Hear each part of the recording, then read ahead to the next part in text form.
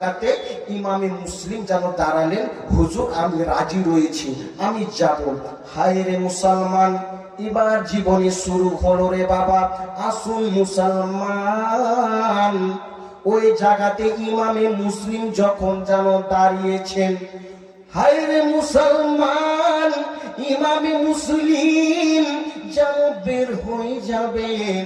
যখনই রাস্তা নিয়েছেন রে বাবা, হায় রে দুটি ছেলে ইমামে মুসলিমের দুটি সোনার চাঁদ যেন মোহাম্মদ এবং ইব্রাহিম যেন তাড়াতাড়ি করে বাবার কাছে চলে গেল। যাওয়ার পরে বলতেছে, বাবা গো আপনি কোথায় যাবে গো বাবা? আপনি কেন আমাদের সঙ্গে কথা বলেন না গো বাবা? কিসের জন্য আপনি এমন করতেছেন গো বাবা? সোনার চাঁদ, আমি সেই যেন কুফাতে যাব, সেখানকার ব্যবহারটা জানতে পারবো। তোমরা যেন এখানে থাকো, আমি সুন্দরভাবে কুফা থেকে খুব তাড়াতাড়ি চলে আসবো। হায় রে দুটি ছেলে বলতে লাগলো, বাবা গো আমাদের তো মা নাই গো বাবা, তোমাকে দেখলে আমাদের মায়ের কথাটাও আমরা ভুলে যাই। তুমি আজকে আমাদেরকে ছেড়ে ছেড়ে চলে যাবে, আমরা কার কাছে থাকবো? না সন্তান, ওখানকার তাদের ব্যবহারটা ভালো না, তোমাদেরকে নিয়ে যেতে পারবো না। হায় রে মুসলমান, ইমাম যেন সেই ছোট ছোট সন্তান যেন বলতে লাগলো, এক ভাই তো যেন অন্য ভাইকে বলতেছে, ভাই রে আমরা আমার বাবা আমাদের কথা শুনবে না, আমরা চলো না আমার চাচা ইমামে হুসেনের কাছে গিয়ে বলবো। আমার জানো চাচা যান, ইমাম হুসেন যদি বলে দেয় আমার বাবা কখনো যেন মানবে, অবশ্যই কখনো তার বিরোধিতাতে চলতে পারবে না। হায় রে দুটি সন্তান ইমামে হুসেনের কাছে চলে আসেন রে বাবা। আসার পরে বলতে লাগলেন, আব্বা গো ও আমার চাচা যান, আমাদেরকে আমার বাবাকে একটু বলে দিন, আমাদেরকে নিয়ে যাবে সঙ্গে করে। হায় রে সোনার মালিকেরা, যখন ইমাম হুসেন শুনলেন, সেই সময়তে ইমামে মুসলিমকে ডাকলেন, ও ভাই ইমাম মুসলিম একটু তুমি কাছে এসো। বলতে লাগলেন, ও আমার ভাই তুমি কি বলতেছো বলো। সেই সময়তে ইমামে মুসলিমকে বললেন, তোমার দুটি ছেলেকে তুমি নিয়ে চলে যাও, তোমার ছেলেকে তুমি নিয়ে চলে যাও। যখন ইমামে হুসেন বললেন, মুসলমান সুবহানাল্লাহ সুবহানাল্লাহ সুবহানাল্লাহ, আল্লাহ তাআলা যে উত্তর দিয়েছেন মরর সাহেব, আল্লাহ তাআলা তার যেন মনের সুকামনা খানিকে আমার আল্লাহ তাআলা পূরণ করেন। অবশ্যই আমার আল্লাহ তাআলা তার মনের সুকামনা খানিকে পূরণ করবেন। মুসলমান যখন সেই সমাজের দুটি ছেলেকে নিয়ে ইমামে মুসলিম ও মুসলমান অন্তরটা ফেটে যাবে রে বাবা। জীবনীর সামনে আসতেছে, কিভাবে ওনারা শহীদ হয়েছেন বুঝতে পারবেন। এবার ইমামে মুসলিম দু ছেলেকে মোহাম্মদ এবং ইব্রাহিম, বয়স বেশি না রে বাবা, ছোট ছোট সন্তানকে নিয়ে কুফাতে রওনা হলেন। রওনা হওয়ার পরে বেরাদার যখন কুফাতে পৌঁছেছেন, ওই জায়গায় এত ভালোবাসতে লেগেছেন ইমামে মুসলিমকে। ও বেরাদার সকল আসলো, নারে তাকবীর লাগাচ্ছেন, কেউ তো হাত চুমছেন, কেউ তো পা চুমছেন, কেউ তো আর কিছু করতেছে। ইমামে মুসলিম বলতেছে, এত সুন্দর এদের ব্যবহার, ও মুসলমান শুধু 1000 না 2000 না, কেতাবের মধ্যে পাওয়া যায় যে তারা 12,000 একবারই যেন তার হাতে হাত দিয়ে বায়াত হয়েছিলেন। ও বেরাদার 12,000 লোক বায়াত হয়ে গেলেন। তো ওই সমাজে মুসলমান ইমামে সে মুসলিম বলতে লাগলেন, এদের তো ব্যবহার অনেক সুন্দর, এরা কখনো অন্যায় করতে পারবে না। তো আমার ভাই যে ওই জায়গাতে ইমামে হুসেন রয়েছে, তাকে আমি চিঠি পাঠিয়ে দেব কি তুমি আর দেরি করো না, এখানকার ব্যবহার অনেক সুন্দর। আমি তো তোমার ভাই, আমার সঙ্গে যদি এত সুন্দর ব্যবহার করে, তুমি তো ইমাম হুসেন, তুমি তো নবী মুস্তাফার নাতি, তোমাকে যদি দেখে নাই তারা আরো কত তোমাকে সম্মান দিবে, কত তোমাকে মানবে আরো। হায়রে মুসলমান যখন 12,000 মুসলমান হলে, আর এই দিকে চিঠি লিখে পাঠিয়ে দিলেন। ও মুসলমান আর এই দিকে ইয়াজিদকে কে জানো খবর দিয়ে দিল, ইয়াজিদ তুমি জানো এই কুফাতে এখন দুটা নারা লাগে, কি একটি হচ্ছে ইয়াজিদ মুর্দাবাদ আর হুসেন জিন্দাবাদ। সে বলতে লাগলো আমার নামে মুর্দাবাদ কে লাগানো? বলতে তুমি জানো না কোথায় তুমি আছো? এখানে ইমামে হুসেনের একজন ভাই ইমামে মুসলিম এসেছে আর সেই নিজের হাতে হাত দিয়ে সকলকে বাইত করেছে, তোমার কিছুদিন পরে তোমার সকল শেষ করে দিবে, তোমাকে কেউ রাস্তার ফকির হিসাবে তোমাকে মানবে না। ও মুসলমান, সেই সময়তে এসে তাড়াতাড়ি করে একজনকে ডাকলো, ও তুমি শুনো এভাবে এভাবে এখন অবস্থা কি করা যায়। তো সেই সময়তে একজনকে সে ডাকলো, তার নাম হচ্ছে উবাইদুল্লাহ ইবনে জিয়াদ। এই উবাইদুল্লাহ ইবনে জিয়াদকে ডেকে বলতে লাগলো তোমাকে যেভাবে হোক এই ইমামে মুসলিমকে তোমাকে এই দুনিয়া থেকে বিদায় করতে হবে, তার চর্চাটা চলবে না, ইমামে হুসেনের চর্চাটা চলবে না।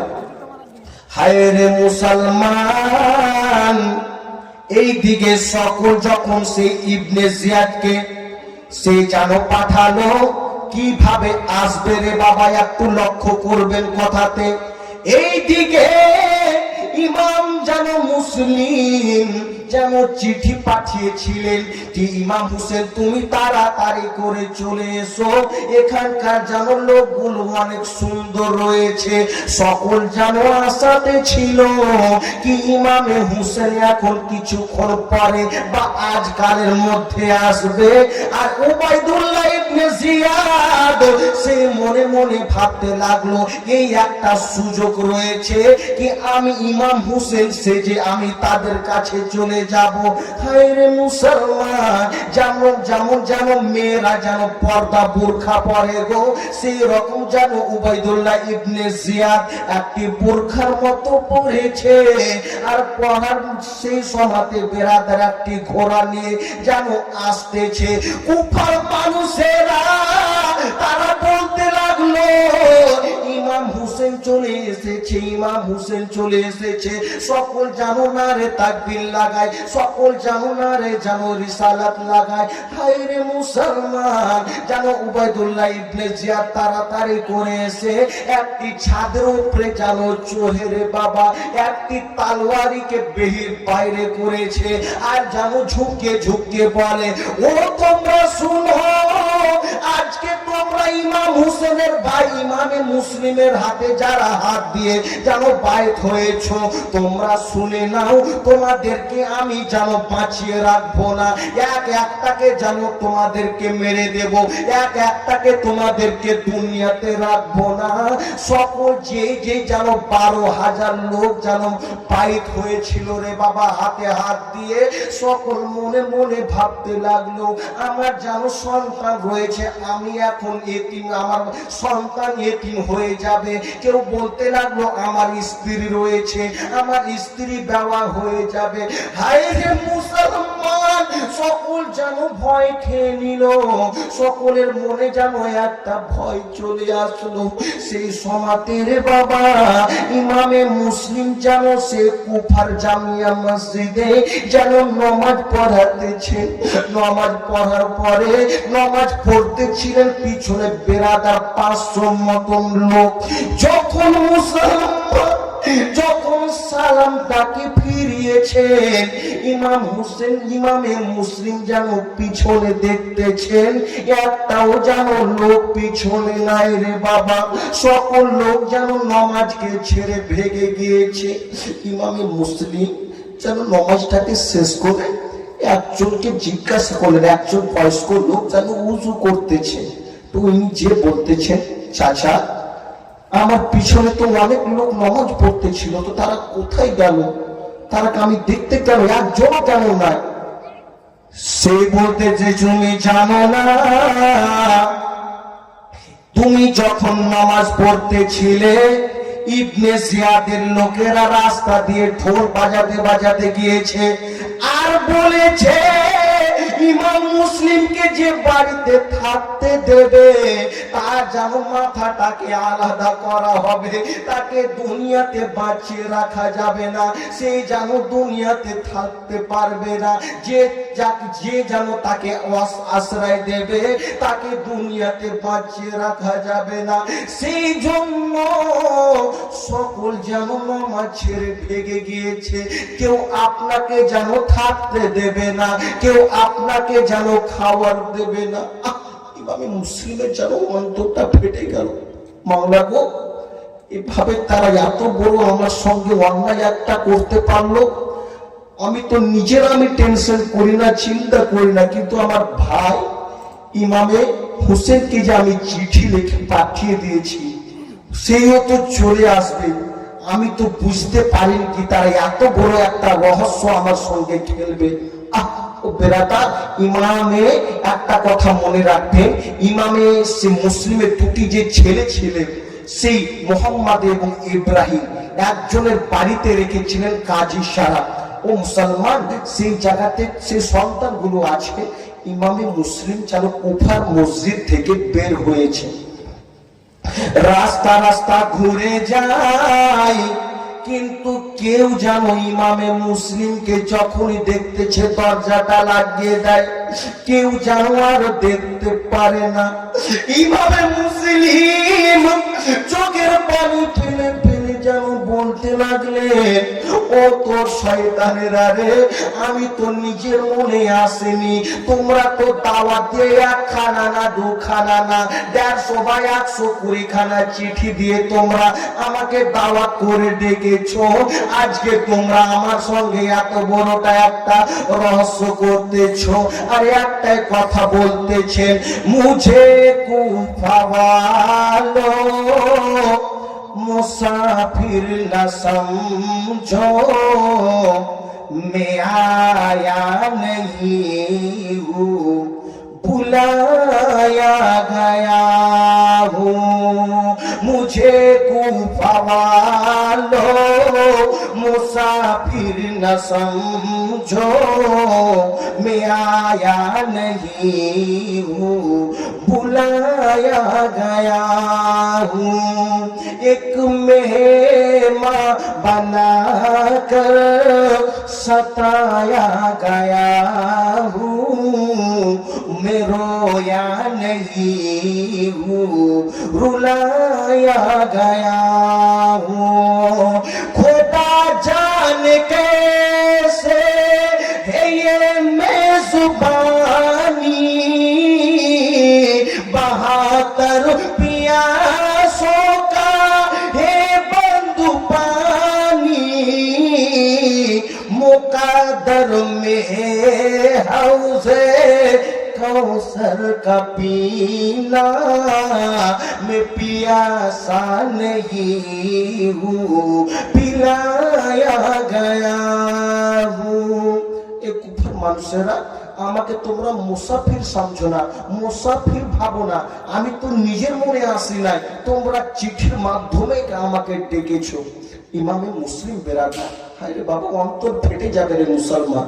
ইমামে মুসলিম যেন দেখতেছ সন্ধ্যা লেগেছে রে বাবা, কিন্তু দেখতেছেন কারো বাড়িতে কোনো লাইট জ্বলে না। তারা মনে মনে ভাবতেছে আমার বাড়ি যদি লাইট জ্বলে আর ইমাম মুসলিম যদি চলে আসে তো আমাকে ইয়েজিদের সে ইবনে জিয়াদ আমাকে বাঁচিয়ে রাখবে না। সকল যেন লাইট বন্ধ, সকল যেন অন্ধকারে পরিণত। ইমামে মুসলিম যেন চোখের পানি ফেলে ফেলে বলতেছেন, মাওলা গো, আমি নিজের যেন মনে কষ্ট নিই না গো মাওলা। আমার যে দুটি ছেলে যেন মোহাম্মদ এবং ইব্রাহিম রয়েছে, আমার যেন পরে তাদেরকেও যেন ইবনে জিয়াদ ছাড়বে না। সেই ছোট ছোট ছেলেরাকে আমি কি আর দেখতে পাবো না? তারা কোথায় রয়েছে, কোথায় রয়েছে? হায় রে মুসলমান, ইমামে মুসলিম একটি রাস্তা দিয়ে যেন চলে যায় রে বাবা। হায় রে, চোখের পানি ফেলতেছে না, যাচ্ছে। কিছুক্ষণ যাওয়ার পরে দেখতেছে সকল দরজা বন্ধ, কেউ যেন দরজাটা খোলা নাই, সকলে দরজাটা বন্ধ রয়েছে। কিছুক্ষণ পরে একটু যাওয়ার পরে দেখতেছে একটি যেন রিপ্লিপ করে একটি চারাক জ্বলতেছে। ইমামে মুসলিম আর দেরি করলেন না, তাড়াতাড়ি করে যেন সেই জায়গাতে গেলেন। যাওয়ার পরে দেখতেছেন একটি বয়স্ক মহিলা যেন সেই জায়গাতে কাজ যেন অপেক্ষা করতেছেন। হায় রে ইমামে মুসলিম বলতে লাগলেন, মা গো, ওগো আমার মা জননী, আমাকে একটু পানি দেবে রে মা, আমি একটু মন ভরে পানি খেতাম রে মা, আমাকে অনেক পিপাসা লেগেছে রে মা, আমি একটু পানি পেলে মন ভরে পানি খেতাম, আমাকে অনেক যেন সে পানি খাওয়ার মন করে। হায় রে মুসলমান, সেই বয়স্ক মহিলা যখন শুনেছে তাড়াতাড়ি করে যেন ঘর গেল রে বাবা, আর একটি লোটাতে যেন পানি নিয়ে এসে ইমামে মুসলিমকে দিয়ে দিল। ইমামে মুসলিম নিয়ে যেন পানি পান করে নিলেন রে বাবা। লোটাটা যেন সে মহিলাকে দিয়েছে, সে মহিলা যেন লোটাটাকে নিয়ে ঘরে গেল, ঘরে রেখে যেন আবার এসেছে বাইরে। সে মহিলা দেখে যে যেন লোকটা পানি চেয়েছিল সেই লোকটা যেন এখনো যায় না, এখনো যেন সেই জায়গাতে রয়েছে। সেই মহিলা বলতে লাগলো, তুমি কে গো? তুমি যেন পানি চেয়েছো, তোমাকে পানি আমি দিলাম, কিন্তু তুমি এখনো কেন যাও না? তুমি এই জায়গাতে কেন রয়েছো? তোমাকে কি আর কিছু লাগবে? তোমার কি বাড়ি নাই? তুমি কি বাড়ি যাবে না? যখনই বাড়ির কথা বলেছেন রে, ইমামে মুসলিমের যেন চোখের পানি ছেড়ে ছেড়ে বলতে লাগলেন, মা গো, আমার যদি বাড়ি থাকতো রে মা, এত রাত্রে আমি সেই কুফার গলি গলিতে আমি ঘুরতাম না। মা গো, আমার যদি বাড়ি থাকতো রে মা, এত রাত্রে তোমার কাছে আমি পানি চাইতাম না রে মা। আমার কাছে যদি বাড়ি থাকতো রে মা, আমি তোমার সঙ্গে এত রাত্রে কথা বলতাম না রে মা। সেই মহিলা বলতে লাগলো, তুমি কে? তোমার পরিচয়টা একটু আমাকে দেবে? সেই ইমামে মুসলিম বলতে লাগলেন, মা গো, আজকে যে কুফা যে জানো 100-150 খানা চিঠি যে দিয়েছিল ইমামে হুসেনের, আমি বংশধর ইমামে মুসলিম, আমি সে আহলে বাইত নবী মুস্তাফার বংশধর ইমামে মুসলিম। হায় রে মুসলমান, ও আমার সোনা মানিকেরা, যখন সেই মহিলা শুনেছে কি নবী মুস্তাফার বংশধর, সেই মহিলার যেন চোখের পানি ঝরে ঝরে পড়তে লাগলো।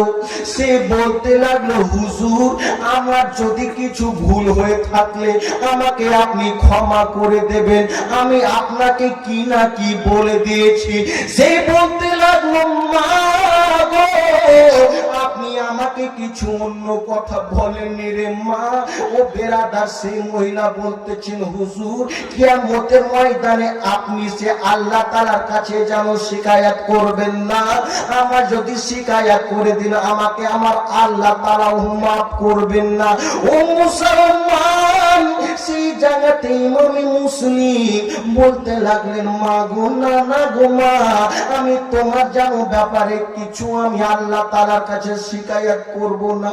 হায় রে বেরাদার, সেই ইমামে মুসলিম বলতেছেন, মা গো, আজকে রাতের মতো থাকার কোনো জায়গা পাওয়া যাবে গো মা? আজকে আমাকে ডেকে এভাবে ধোকা দিল গো মা, আমাকে যদি একটু থাকার জায়গায় দাও আজকে রাত্রে, আমি থেকে যাব, কালকে সকাল হবে তখন আমি কোথাও চলে যাব।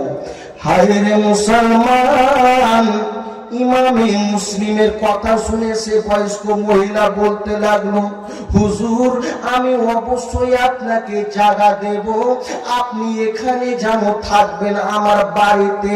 হায় রে মুসলমান, কে জানে যেখানে এখানে কথাতে আছে রে বাবা, যেখানে বাঘের ভয় সেখানে সন্ধ্যা হয় রে বাবা।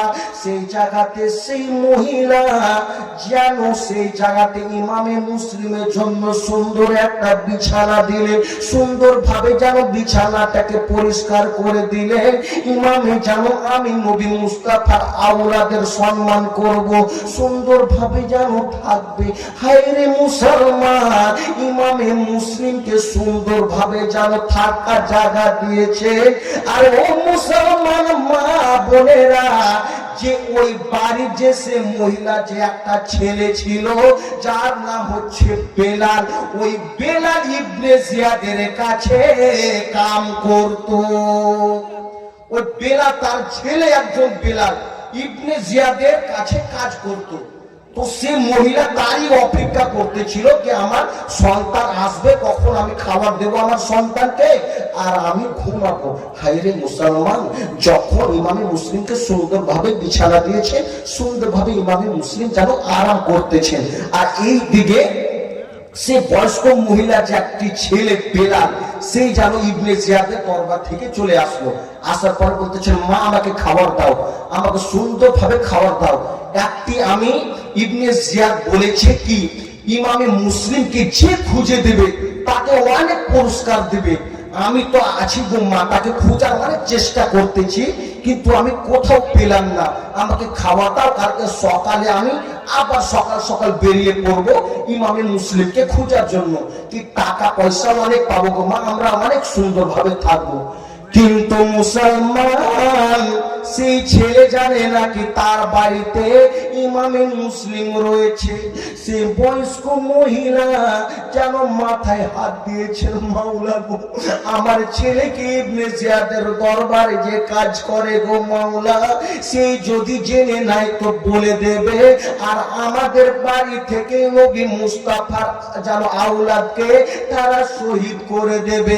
না না, আমার সন্তানকে আমি জানতে দেব না, অনেক আমি চেষ্টা করব তাকে না জানান রে বাবা।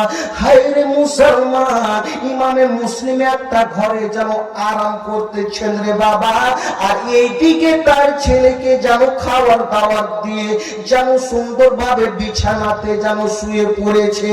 এই দিকে দেখতেছে, হায় রে মুসলমান মা বোনেরা, তোমাদের বাড়িতে যদি কোনো কুটুম বা কোনো যেন কুটুম আসে, তো তোমাদের একটাই মনে হবে কি, রাতে তোমাদের ঘুম হবে না কি, সে কিছু চাইবে নাকি, কখনো পানি চাইবে তো কখনো আর কিছু চাইবে। সেই রকম মুসলমান সেই মহিলা যেন যেন তার ছেলে শুয়ে পড়েছে, আর সে মহিলা যেন একবার এই দিকে যায় একবার এই দিকে যায়, একবার যেন ঘোরাঘুরি করতেছেন। হায় রে মুসলমান, বেলাল কিছুক্ষণ পরে উঠে দেখতেছে কি তার মা যেন এখনো ঘুমায় না। যে মা আমাকে আসার পরে খাবার দিয়ে যেন ঘুমিয়ে পড়তো, এখনো কেন আমার মা ঘুমায় না? ওই দরজাতে কেন বারে বারে যাইতেছে? ওই দরজা ওই ঘরের ভিতরে কেউ রয়েছে নাকি, আমাকে একবার দেখতে হবে। হায় রে মুসলমান, ওই দিকে বেলাল তার মাকে বলতে লাগলেন, মা গো ওই দরজার কাছে তুমি বারে বারে কেন আসা যাওয়া করো রে মা? ওই ঘরে কে আছে একটু বলবে রে মা?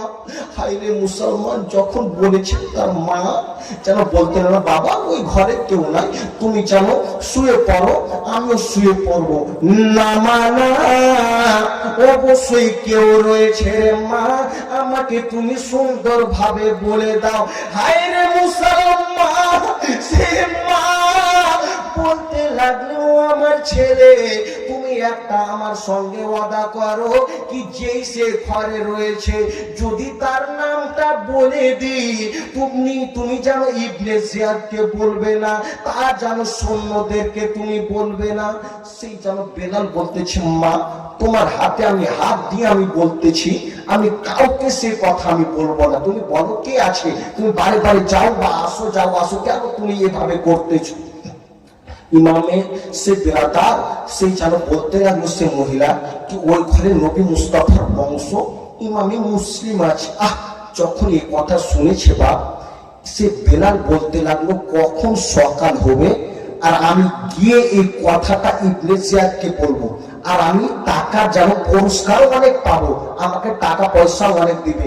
কিন্তু মায়ের সামনে বলতেছে, মা আমি এই কথা কাউকে বলবো না, কাউকে বলবো না, তুমি কোনো মনে টেনশন নিও না, থাকো। হায় রে মুসলমান, রাতে বেলালের ঘুম নাই, কখন সকাল হবে আর আমি যাব আর ইবনে জিয়াদকে বলে দেব আমি টাকা পয়সা নিয়ে আসবো। হায় রে মুসলমান, সেই সময়তে হায় রে মা মনে মনে ভাবতেছে আমার ছেলে কি ইবনে জিয়াদকে বলে দিবে নাকি, এই নামে সেই মুসলিমের কথা বলে দেবে নাকি। হায় রে মুসলমান, যে বেলাল প্রত্যেক দিন যেন 11টা 12টার দিকে কাজে যায় রে বাবা, সেদিন বেলাল যেন 6টার সময়তে কাজে বেরিয়েছে ইবনে জিয়াদকে বলার জন্য। হায় রে মা, এসে দেখতেছে বেলাল যেন ঘরে নাই, তার যেন বুকে একটা আঘাত লাগলো, কি আমার ছেলে কি বলে দেবে নাকি। হায় রে মুসলমান, আবার যেন কিছুক্ষণ যাওয়ার পরে তার মা বেলালকে দেখতে পাইলো। বেলাল, ও বেলাল তুমি বলো তুমি কি বলে দেবে নাকি। না না মা না, আমি তোমার হাতে হাত দিয়েছি মা, আমি কাউকে বলবো না। হায় রে মুসলমান, বেলাল যেন একটা রাস্তা দিয়ে চলে যায় আর ওই জায়গাতে যেন ইবনে জিয়াদের অনেক সৈন্যরা যেন ইমামে মুসলিমকে খোঁজার জন্য বের হয়েছে। তো বেলাল বেরাদার ইসলাম বলতেছে, ও আমার ভাইরা তোমরা কোথায় যাইতেছো। তো তারা বলতে লাগলো ইমামে মুসলিমকে আমরা খুঁজতেছি। তো সেই সময়তে সে বেলাল বলতেছে, তোমরা যত খোঁজাখুঁজি করো বেলালকে পাবে না। ও মুসলমান, যখন এই কথা বলেছে তো তাদের মনে একটা সন্দেহ হয়ে গেল, বেলাল কেন একটা বিশ্বাসের সঙ্গে এই কথা বলতেছে। অবশ্যই এই বেলাল জানে কি ইমামে মুসলিম কোথায় রয়েছে। তো সে বলতে লাগলো, বেলাল তুমি কি জানো ইমামে মুসলিম কোথায় আছে, তুমি কেন বলতেছো তো আমরা যত খোঁজাখুঁজি করবো পাবো না। তো বেলাল বলতেছে, বলে দিতাম কিন্তু আমার মা বলতে মানা করেছে। বলা হলো কি হলো না, বলে দিতাম কিন্তু আমার মা বলতে মানা করেছে। মুসলমান একজন সেই রকম একজন বাদশা বেরাদার ইসলাম যখন একটি কুটুম বাড়ি যাবে, তো কুটুম বাড়ি যাওয়ার পূর্বে তার উজিরকে ডেকে বলতেছে, আমার পায়জামাটা তো অনেক খারাপ রয়েছে, তো তোমার পায়জামাটা আমাকে দাও, আমি পরে যাব, কিন্তু তুমি এই কথাটা কাউকে বলবে না। তো তার উজির বলতেছে কি, না না হুজুর, আমি কাউকে এই কথা বলবো না, আপনি আমার পায়জামাটাকে পরে নিন আর আপনি চলুন আমার সঙ্গে। ও মুসলমান, যখন রাস্তা ধরে ওই রাজা যাইতেছে, তো সেই সভাতে সে উজিরে যেন দেখতেছেন কিছু লোক আসলো, বলতেছে, রাজা মশাই আপনি তো ওই গ্রামের রাজা না। হ্যাঁ হ্যাঁ। তো তার উজিরকে বলতেছে কি, তোমার রাজা কেমন বলো, যে রাজার কথা যা বলবে বলো, কিন্তু রাজার পায়জামার কথা কিছু বলো না। হ্যাঁ, তো ওই বলা হলো কি হলো না, পায়জামার কথা। তো সেই সমাজে তারা বলতেছে, পায়জামার কথা কেন তুমি বলতেছো, রাজার কথা আমরা ভেবেছি, রাজার কথা জিজ্ঞাসা করেছি। বলছি, শোনো, যে রাজা যে পায়জামাটা পরে আছে ওই পায়জামাটা হচ্ছে আমার। কিছুক্ষণ যাওয়ার পরে রাজা যেন দু চর যেন দিল, তুমি যে বললে কি তুমি কাউকে বলবে না, আবার কেন তুমি বললে কি ওই পায়জামাটা আমার। বলছি, না হুজুর, আমি আর কাউকে বলবো না, যে দু চর আমাকে দিয়েছে আর আমি কাউকে বলবো না। আবার যেন রাস্তাতে যেতে যেতে বাবা আবার কিছু লোক আসলো রাজার সঙ্গে দেখা করতে। হুজুর, আপনি তো ওই গ্রামের রাজা। হ্যাঁ হ্যাঁ। সে তার উজিরকে বলতেছে, তোমার রাজার ব্যবহারটা একটু বলো। বলছে কি, রাজার কথা যা বলবে বলো, কিন্তু দু থাপ্পড় বলেছে ওই পায়জামার জন্য, ওই পায়জামার কথা আমাকে জিজ্ঞাসা করবে না। আবার তারা বলতে লাগলো, ওই পায়জামার কথা আমি কখন বললাম, তোমাকে তো বললাম কি রাজার ব্যবহারটা বলো। আবার যাওয়ার পরে দু চার আবার যেন দু চর দিয়েছে তাকে। ও মুসলমান, সেরকম যেন বেলাল বলতেছে, আমি বলে দিতাম কিন্তু আমার মা বলতে মানা করেছে, সেই জন্য আমি বলবো না। হায় রে মুসলমান, ওই সমাজে তাদের যেন সন্দেহ হয়ে গেল। হায় রে ভোরে ভোরের সমাতে রে বাবা অনেক যেন উট নিয়ে অনেক ঘোড়া নিয়ে এই বেলালের বাড়িটাকে যেন ঘিরে ফেললো, যেন ঘিরে ফেলার জন্য পরে যেন আওয়াজ দিচ্ছে, ও ইমামে মুসলিম তুমি কোথায় আছো, ঘর থেকে বের হয়ে যাও। হায় রে মুসলমান, সেই বয়স্ক মহিলা বলতে লাগলো, আল্লাহ গো আমার ছেলে কি ইবনে জিয়াদের লোকদেরকে বলে দিয়েছে এত ভোরে ভোরে কেন এত ঘোড়া আমার সামনে, এত উট কেন আমার সামনে। হায় রে মুসলমান, সেই সমাতে সেই বয়স্ক মহিলা বলতেছে, ও তোমরা কে একবার বলো বলো। সে যেন বলতে লাগলো, আমরা হলাম সেই ইবনে জিয়াদের লোক, তোমার বাড়িতে কি ইমামে মুসলিম রয়েছে? হায়রে মুসলমান, সে বয়স্ক মহিলা একজন নবী মুস্তাফার প্রেমিক ছিল, সে নবী মুস্তাফার আওলাদদেরকে ভালোবাসনে ওয়ালি ছিল। সেই সমাতে বলতেছে, আমি তো কোনোদিন মিথ্যা কথা বলিনি, কিন্তু আজকে আমি মিথ্যা কথা বলে দেব।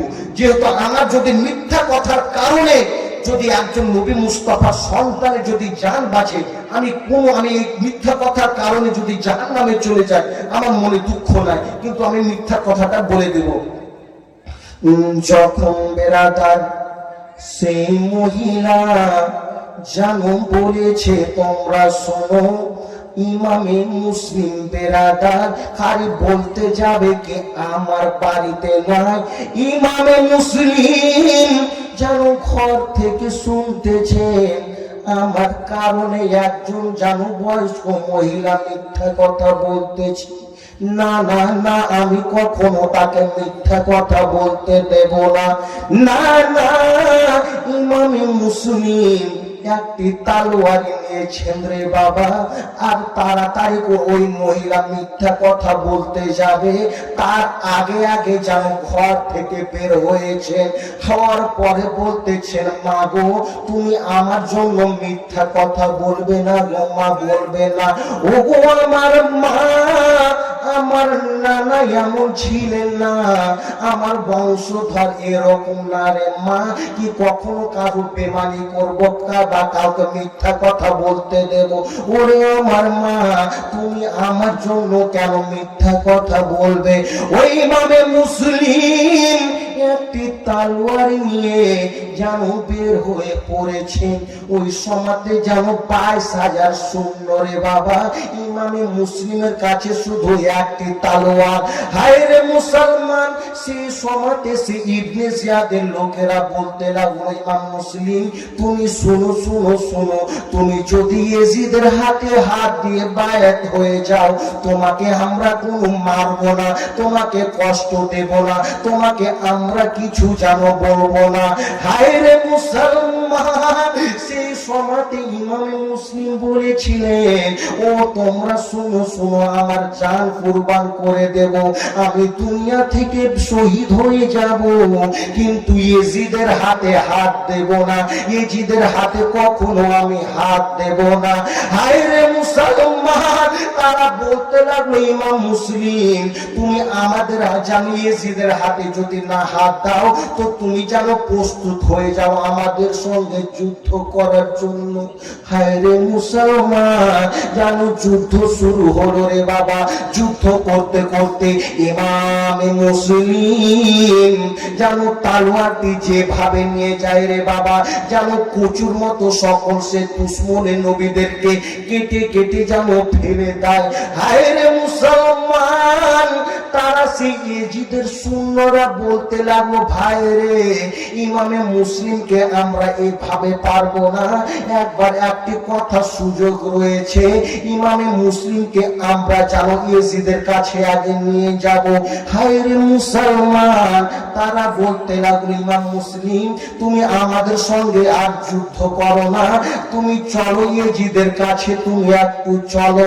হায় রে মুসলমান, সেই সমাতে ইমামে মুসলিম জানো যখন জানো যেতে লেগেছেন রে বাবা, একটি ঘোড়াতে উঠেছেন, আর একজন দুশমনের নবী, দুশমনে যে ইমামে হোসেন জানো পিছন থেকে তলোয়ারটাকে বের করে নিয়েছে। ইমামে মুসলিম বললেন, ইন্না লিল্লাহি ওয়া ইন্না ইলাইহি রাজিউন। একজন বললেন, ইমাম মুসলিম এই দোয়া তো যারা মরে যায় সেই সমাজে বা কোনো বিপদ আসলে এই দোয়াটা পড়তে হয়, তুমি এই সময় কেন বললে? ইমামে মুসলিম বললেন, তোমরা শোনো, তলোয়ারটা যতক্ষণ আমার কাছে ছিল আমি কাউকে ভয় করতাম না। তোমরা যত আসতে চলে আসতে আমার মধ্যে নবী মুস্তাফার খুন রয়েছে, তোমাদেরকে কচু কাটার মতো কেটে দিতাম। কিন্তু যখন তলোয়ারটাকে টেনে নিয়েছো আমি বুঝে গেলাম আর আমি দুনিয়াতে থাকবো না, আর আমি দুনিয়ার মাটিতে থাকবো না। ইমাম মুসলিমকে বেরাদার নিয়ে চলো ইয়েজিদের দরবারে গেল। ইয়েজিদ বলতেছেন, ইমাম মুসলিম সেই ইবনে জিয়াদের কাছে গেল। বাপ ইবনে জিয়াদ বলতেছে, তুমি যদি এখন তোমার সুযোগ রয়েছে ইয়েজিদের হাতে যদি হাত দিয়ে দাও তোমার কোনো কষ্ট হতে দেব না। তুমি শুধু ইয়েজিদের হাতে হাত দিবে, তুমি টাকা চাও টাকা দেব, তুমি পয়সা চাও তোমাকে পয়সা দেব, তুমি যা চাইবে তা দেব, কিন্তু ইয়েজিদের হাতে হাত দিতে হবে। হায়রে মুসলমান, সেই জায়গাতে যখন বেরাদার ইমামে মুসলিমকে বলেছে সে বলতে লাগলেন, না কখনো হতে পারে না যে আমি ইয়েজিদের হাতে হাত দেব। ইবনে জিয়াদ বললে, ইমাম মুসলিমকে একটা জেলে ভরে দাও, আজকে রাত পর্যন্ত তার সময় রয়েছে, কাল সকালে একবার জিজ্ঞাসা করব, যদি না কবুল করে, না যদি মানে, তাকে দুনিয়া থেকে বিদায় করে দেব। হায়রে মুসলমান, রাতে যেন একটা জেলে ভরেছে। ইমামে মুসলিমের চোখের পানি যেন জমিনে পড়ে যায়। মাওলা গো, আমি নিজের জানের পারওয়া করি না গো মাওলা, আমি তো আমার ভাই ইমামে হুসেনের পারওয়া করতেছি। আমার ভাই যখনই আমার চিঠিটাকে দেখবে সেই জায়গা থেকে রওনা হয়ে যাবে, আমি কিভাবে সহ্য করব? এই দিকে আমার দুটি সন্তানও রয়েছে। হায়রে মুসলমান, হায়রে মা বাবা এমন একটা জিনিস, নিজের জানটাকে যেন দেখে না রে বাবা।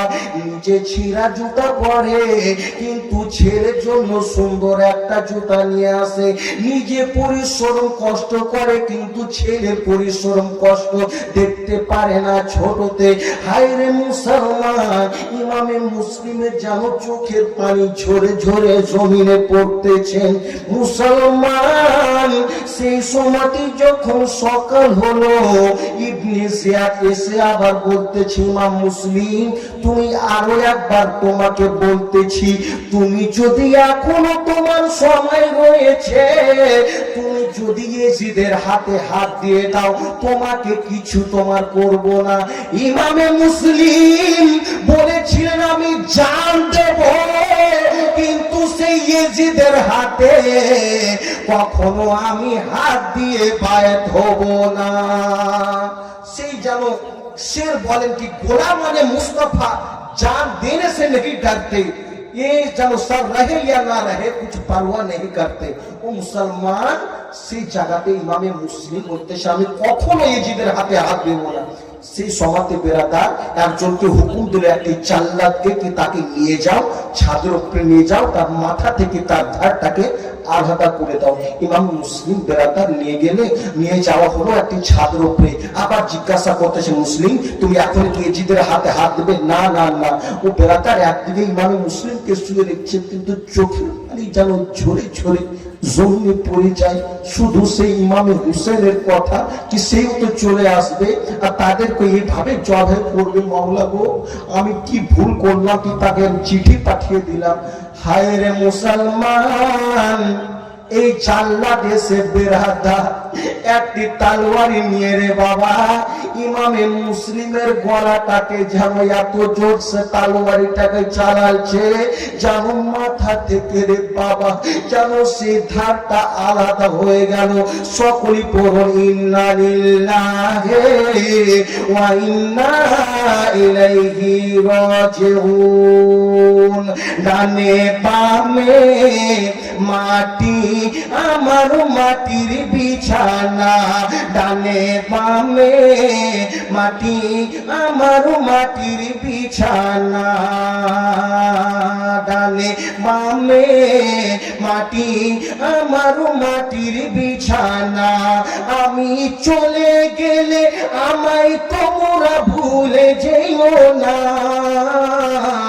ডানে বামে মাটি আমার মাটির বিছানা, টাকা করি জমি বাড়ি যাহা করেছি সকলকে ফেলে দিয়া একা যাইতেছি, আমি এখন বুঝলাম এই দুনিয়ায় আপন কেহ না, ডানে বামে মাটি আমার মাটির বিছানা। হায়রে মুসলমান, ইমামে মুসলিম শহীদ হলে ও বেরাদার, যখন শহীদ হওয়া এই দিকে ইবনে জিয়াদ খুব আনন্দ করে কি ইমামে মুসলিমকে শেষ করে দিয়েছি, আর এই জায়গাতে আর কেউ নাই, নবী মুস্তাফার বংশধর। একজন বলল, ইবনে জিয়াদ তুমি ভুলে গিয়েছো, তুমি সাপকে মেরেছো কিন্তু তার বাচ্চাগুলো এখনো রয়েছে, ওই বাচ্চা বড় হয়ে তোমাকে দংশন করবে, তোমাকে মারবে। ইবনে জিয়াদ বললাম তো বুঝতে পারলাম না কি বলতেছো বলো। কি ইমামে মুসলিম শুধু কুফাতে একাই আসে নাই, তার সঙ্গে দুটি সন্তানও এসেছে, ছোট ছোট সন্তান। ইবনে জিয়াদ বলল তোমরা শুনে নাও, তার সন্তানকে যে ধরে নিয়ে আসে আমার কাছে নিয়ে আসবে তাকে অনেক পুরস্কার দেওয়া হবে, অনেক টাকা দেওয়া হবে। হায়রে মুসলমান, সেই জায়গাতে যেন সেই সন্তানগুলো কার বাড়িতে ছিল বলতে পারবেন? আমি কিছুক্ষণ আগে বললাম কাজী সারা বলে একজন নবী মুস্তাফার মোহাব্বত কারণেওয়ালা সে ছিল। যখন বেরাদার তার কাছে খবর গেল কি তার বাবাকে শহীদ করা হয়েছে এবং এই বাচ্চাগুলোকে খোঁজার চেষ্টা করতেছে, ওগো ওগো কাঁধা করে নিয়ে যাবে অন্ধকার কবরে, দাঁড়াও একবার মুখটা দেখি। সুবহানাল্লাহ সুবহানাল্লাহ। আমি জানি কি নবী মুস্তাফার আওলাদেরকে ভালোবাসনে ওরা অনেক রয়েছে। বাবারে মাগো, তোমাদের সঙ্গে কিছু যাবে না, অবশ্য তোমরা 100টি করে টাকা চেয়েছি দেবে। সাদা কাপড় পরাইয়া ওগো খাটের উপর শুয়াইয়া ওগো কাদা করে নিয়ে যাবে অন্ধকার কবরে, দাঁড়াও একবার মুখটা দেখি, দাঁড়াও একবার মুখটা দেখি রে মুমিন ভাই, দাঁড়াও একবার মুখটা দেখি। শত শত লোকেরা নিয়ে যাবে বহিয়া জানাজার নমাজ পড়ে কবরেতে রাখিয়া, দাঁড়াও একবার মুখটা দেখি, দাঁড়াও একবার মুখটা দেখি রে মুমিন ভাই, দাঁড়াও একবার মুখটা দেখি। কবরেতে রাখিয়া তিনি মুষ্টি মাটি দিয়া শত শত লোকেরা ভাই ছেড়ে যাবে চলিয়া, দাঁড়াও একবার মুখটা দেখি। আসুন বাবা, যিনারা পারবেন দেবেন, মা অবশ্যই দিবেন। এই টাকা অনেক একাউন্টে জমা করলেন দুনিয়া, কিন্তু আল্লাহ তারা একাউন্টে জমা করে দেখুন 100 টাকা করে চেয়েছি। তোমরা দুনিয়াতে তো অনেক বিড়ি পাচ্ছেন, অনেক কি করছেন, কিন্তু এই বিড়ি বাঁধা এটা তো তোমাদেরকে করতে হবে, কিন্তু এই টাকাগুলো 100 টাকা করে নবী মুস্তাফা ঘরে বা এই জীবনীতে দেন। কেন বেরাদার ইসলাম, এই 100 তোমরা তো 500 টাকা করে লক্ষ্মীর ভান্ডার এখন পাচ্ছ, তার মধ্যে 100 টাকা চেয়েছি শুধু। মা বোন গো তোমরা যত বাঁধনা, স্বামীর সেবা না করিলে বরকত পাবে না। ভালো লাগছে শুনবে? শুনলে 100 টাকা করে নিয়ে এসো, শোনাবো। আমার গজল কম মুখস্থি নাই, কিন্তু আমি জীবনী শোনাতে আমাকে বলেছে সেক্রেটারি, সেই জন্য আমি জীবনী যে আমি এখানে বসে বসে গজল বানিয়ে দেবো। মা বোন গো তোমরা বিড়ি যত বাঁধনা, স্বামীর সেবা না করিলে জান্নাত পাবে না। মা বোন গো তোমরা বিড়ি যত বাঁধনা, স্বামীর সেবা না করিলে জান্নাত পাবে না। যখন দেখবেন মা বোনেরা তাহলে বসে সুন্দরভাবে বিড়ি বাঁধবে, দলে দলে গুজব করবে আর বিড়ি বাঁধবে, বলবে কি তুমি জানো ওই বিড়িটা এরকম হয়েছিল, এই বিড়িটা এরকম হয়েছিল, সেই জন্য ছন্দ বলে। দলে দলে দলে দলে দলে দলে মা বোন তোমরা গল্প গুজব করো, কে কতটা বিড়ি বানতে পারে আনানি ধরো।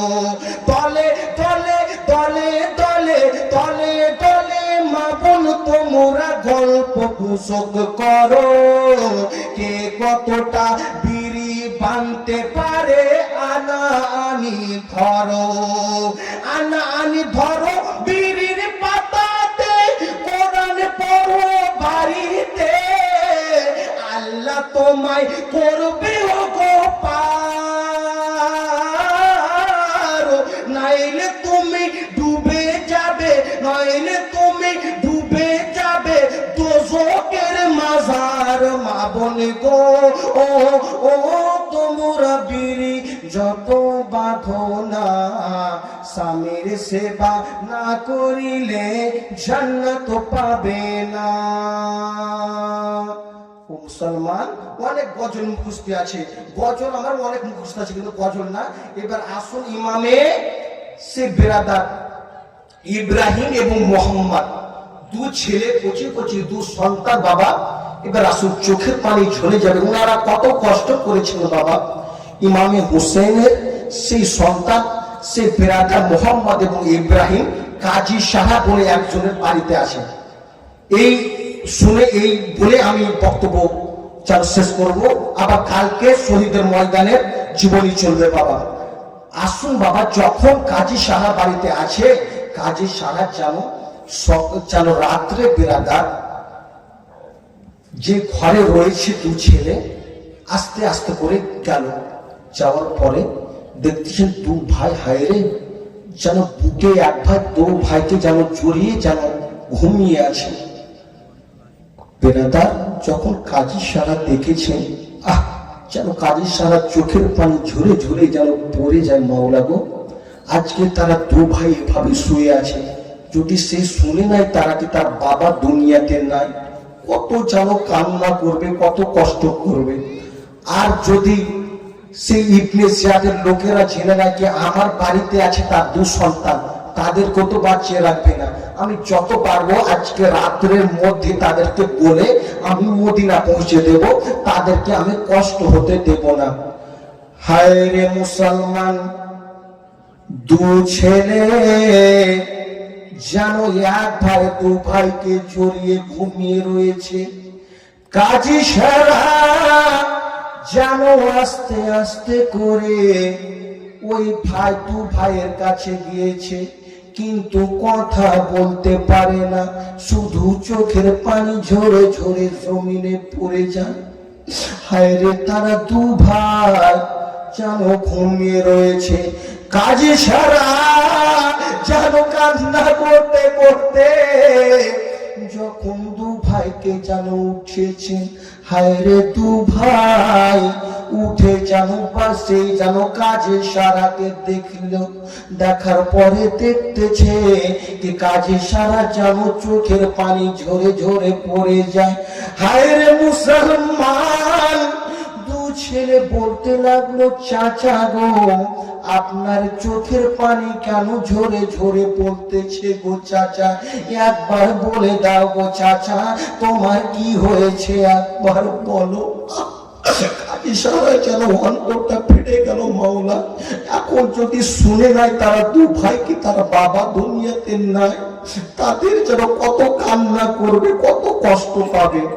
কিন্তু কাজী সারা বলতে নাও বললে তো হবে না, অবশ্যই বলতে হবে।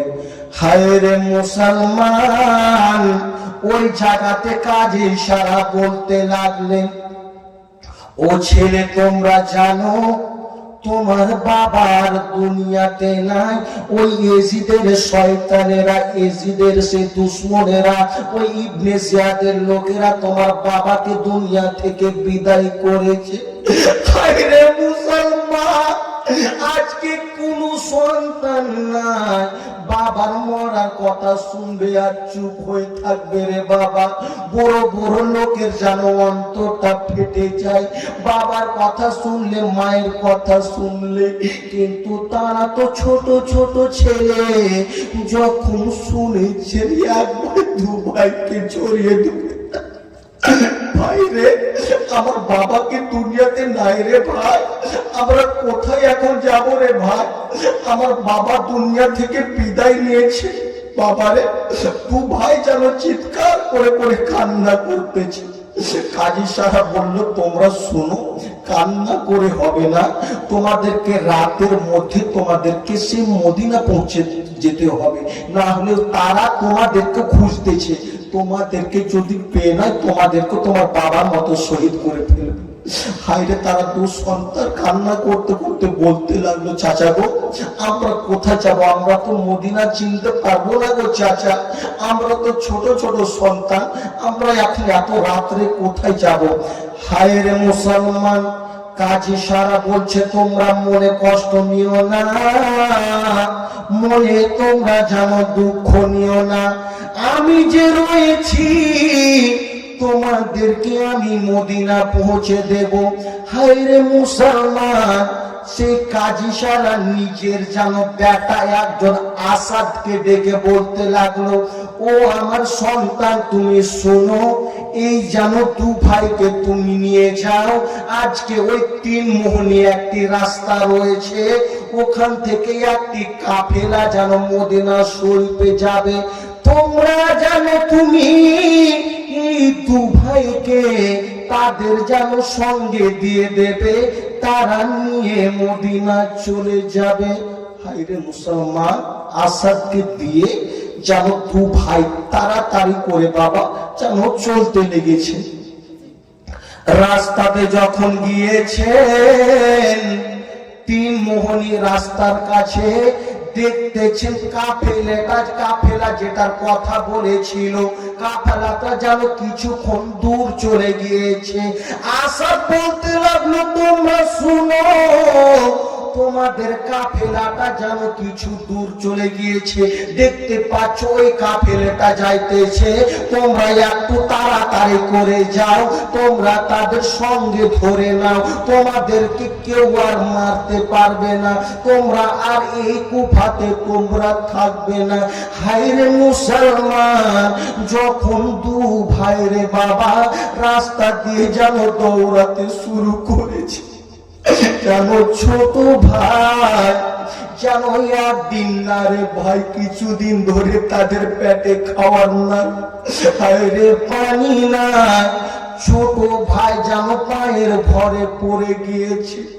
যখন মুসলমান ছোট ভাই পড়েছে, বড় ভাই যেন তাড়াতাড়ি করে উঠিয়ে হায়রে বুকে লাগিয়েছে, ভাই রে তুমি পড়ে গিয়েছো রে ভাই, তোমাকে কেমন এখন লাগতেছে রে ভাই, তোমার কি হয়েছে রে ভাই? হায়রে মুসলমান, যেন তাদের পেটে খাওয়ার না, যেন পানি নাই, পায়ের ছালগুলো উঠে গিয়েছে। ছোট ছোট ছেলে রে বাবা, দু যেন বড় ভাই ছোট ভাইকে বুকে লাগিয়েছে। ছোট ভাই বলতেছে, ভাই রে এখন এগুলো করে হবে না রে ভাই, আমাদেরকে যত কষ্ট করে হোক মদিনা পৌঁছিতে হবে। হায়রে মুসলমান, যখন উঠেছে আর যখন জানো সামনে দেখতেছে রে বাবা, যে কাফেলাটার কথা বলেছিল, যে দলটার কথা বলেছিল, সেই দলটা জানো আর দেখতে পাই না, দলটা জানো আর নাই। হায় রে মুসলমান, তারা দু ভাই বলতে লাগলো, ভাই রে ওই দলটা আছে কিছু দূরে চলে গিয়েছে, আমাদেরকে তাড়াতাড়ি করে আমাদেরকে পৌঁছে যেতে হবে রে ভাই, আমাদেরকে একটু দৌড়াতে হবে রে ভাই। হায় রে মুসলমান, সারা রাত যেন দৌড়ে দৌড়ে যেন অনেক দূর গিয়েছে, যাওয়ার পরে যেন এক ভাই তো অন্য ভাইকে বলতেছে, ভাই রে আমরা অনেক দূর চলে এসেছি রে ভাই, আমরা লাগছে মদিনা পৌঁছে গেছি রে ভাই। ও আমার ভাই, আমরা আর ইবনে জিয়াদের লোকেরা আমাদেরকে ধরতে পারবে না।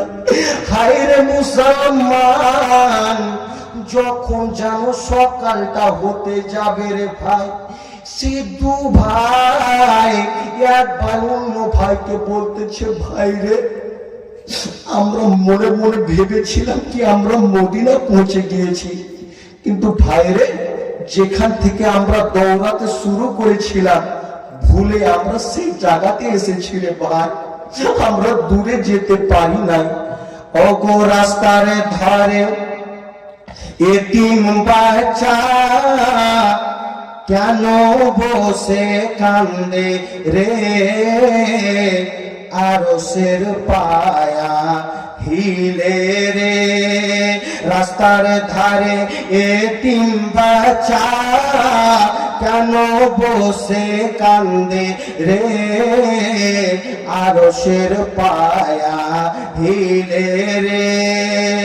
ও রাত পোহালো দিন ফুরালো, আর তোমাদের সময় নাই, নাই যে পিতা নাই যে মাতা, এখনো মোরা কোথায় যাই, থাকতো যদি পিতা মাতা দুঃখ যেতাম ভুলে রে, আরশের পায়া হিলে রে। ও ভাই সোনা চাঁদি টাকা পয়সা সঙ্গে কিছু যাবে না, এতিমের সেবা না করিলে আল্লাহ খুশি হবে না, আল্লাহ খুশি হবে না। তাই তো বলে সাবিরুল ইসলাম নবীর হাদিস খুলে রে, আরশের পায়া হিলে রে। এক ভাই দু ভাইকে বুকে জড়িয়েছে, ভাই রে যেখান থেকে আমরা শুরু করেছিলাম দৌড়াতে রে ভাই, ভুলে আমরা আবার সেই জায়গাতে চলে এসেছি। হায় রে মুসলমান, সেই জায়গাতে যাও বড় ভাই বলতে লাগলো, ভাই রে আমাদেরকে আর এই জায়গাতে থেকে হবে না রে ভাই, ইবনে জিয়াদের লোকেরা আমাদেরকে অনেক খুঁজতেছে, যদি তারা পেয়ে না আমাদেরকে জবাই করে ফেলবে রে ভাই। হায় রে ছোট ছোট সন্তান, একবার বাবার কথা মনে পড়ে, একবার মায়ের কথা মনে পড়ে, পেটে খাবার নাই, পা যেন ফেটে গিয়েছে রে বাবা। হায় রে মুসলমান, যেন বড় ভাই বলতেছে, আমরা চলো ভাই কোথাও আমাদেরকে আশ্রয় নিতে হবে, না হলে যদি তারা দেখে নেয় আমাদেরকে শহীদ করে ফেলবে।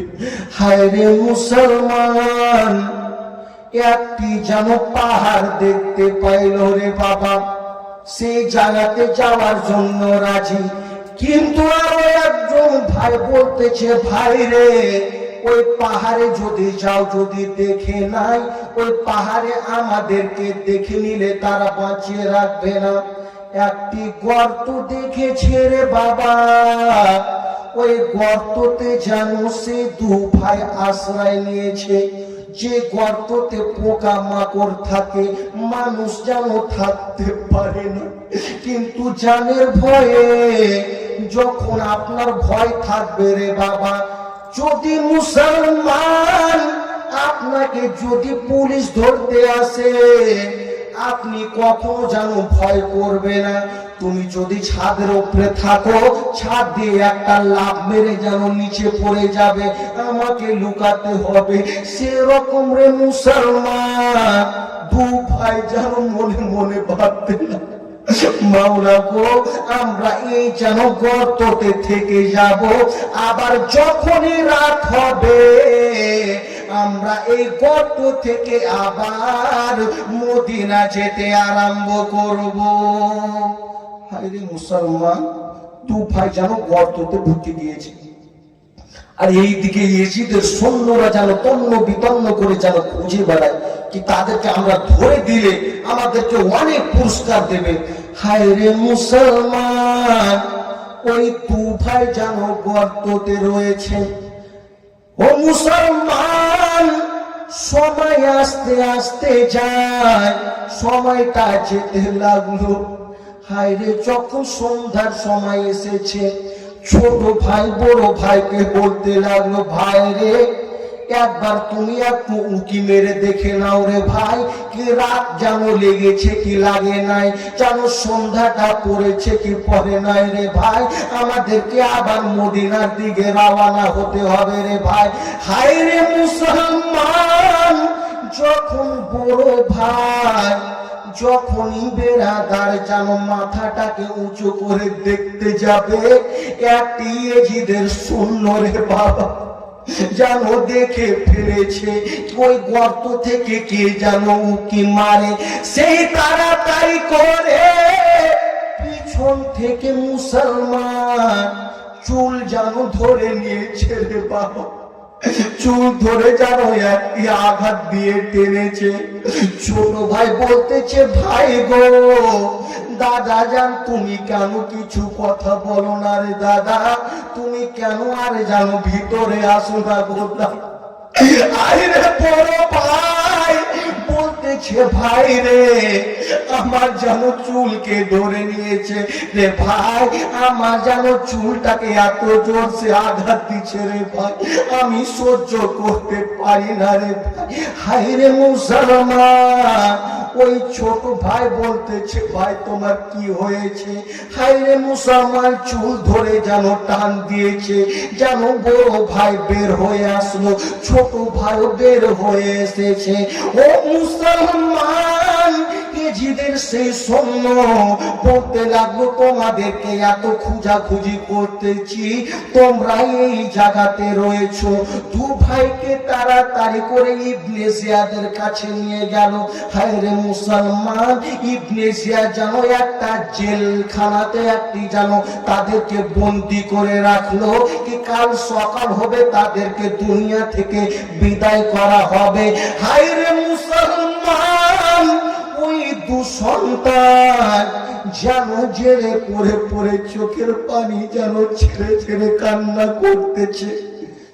ছোট ভাই বলতেছে, দাদা একটু যদি পানি পেতাম গো দাদা, আমি অন্তর ভরে পানি খেতাম গো দাদা, তুমি একটু পানি দিতে পারবে?